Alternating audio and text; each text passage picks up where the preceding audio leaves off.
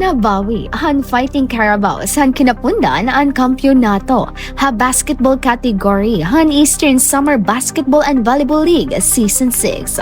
Kataliwan hini maperdi ang Fan Borongan didahan Best of 3 Championship Series nga gindumara ha Capital Gym, Borongan City han Hunyo 28, tuig 2026. Dinaagi hini nga kadaugan, binalik ang titulo ha South Division nga nakakarawat ang Fighting Carabao sin 200,000 nga cash prize, championship trophy ngan mga medalya como kampiyon.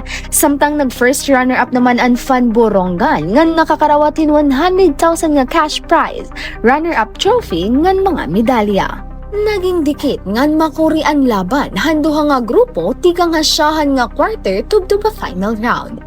Haurhi pinaagi lahin duha ka puntos, naperdihan Fighting Carabaos ang Fan Borongan ha-score nga 79-77 nga nagsilyo han era kampyonato.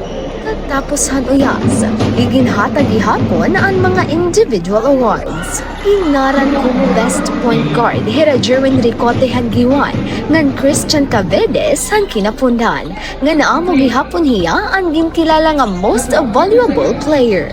Kay Kevin Abaro han Fan Borongan ang ginkilala nga Best Power Forward.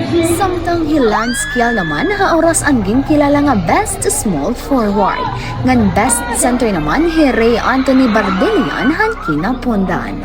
Ang Eastern Summer Basketball and Volleyball League inusa nga tinuig nga liga nga nagtitipon han mga basketball ngan volleyball teams tigang ha iba-iba nga mga bungtong ngan syudad han probinsya. Panuyo hini nga mapadayon ang pagpauswaghan talento han mga atleta, pagpakusugan sportsmanship, ngan ginpaparigon ang pagkaurusa pinaagi han sports. Tikang nga syudad hiton Borongan, Francis Abalgas, Eastern Samar News Service.